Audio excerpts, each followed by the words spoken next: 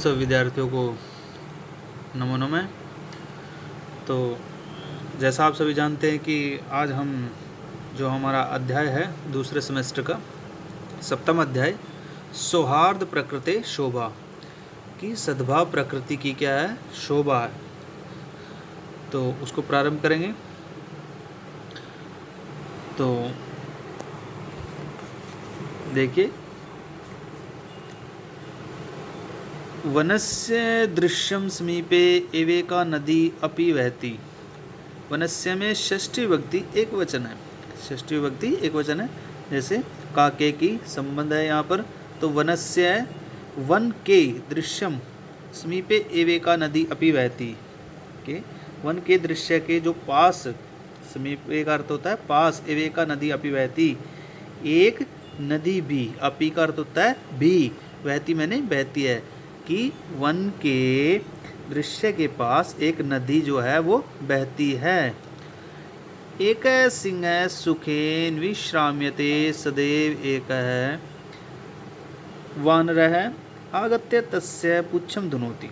एक सिंह है, एक सिंह, एक सिंह मैंने शेर, सुखेन मैंने सुखपूर्वक शांति से, विश्राम्यते विश्राम कर रहा है, तदेव एक है तभी, एक मैंने एक, वानर मैंने वानर बंदर, आगत्य मैंने आकर के, तस्य मैंने उसकी, पूछम मैंने पूंछ को, धुनोती मैंने धुन देता है, घुमा देता है, रगड़ देता है। क्रुद्ध सिंह है तम प्रहर्तुम इच्छति।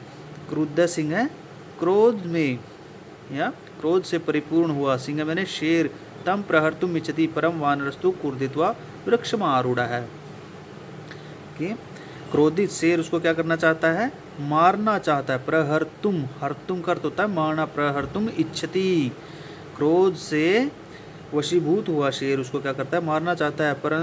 परंतु वानरस्तु बंदर, कूर्दित्वा कूद कर, वृक्षम आरूढ़ है वृक्ष पर चढ़ जाता है। तदेव अन्यस्मात् वृक्षात् अपरः वानरः सिंहस्य कर्णमाकृष्य पुनः वृक्षोपरि आरोहति एमे वानरा वारं वारं सिंह तुदन्ति।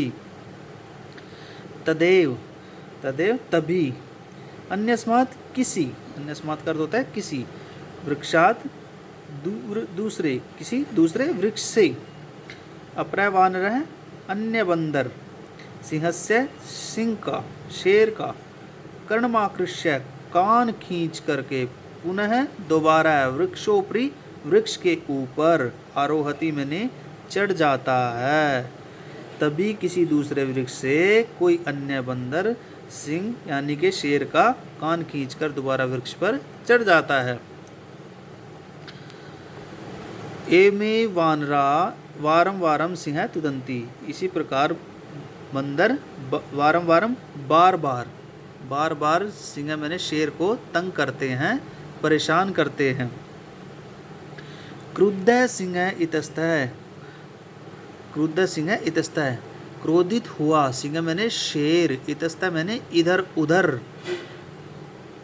धावती मैंने दौड़ता है।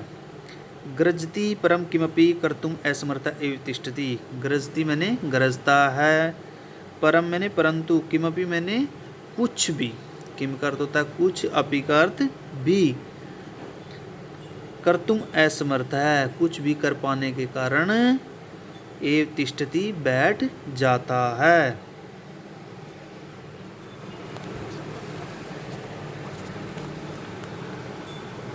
वानरा हसन्ति वृक्षोपरि च विविधा पक्षिणः।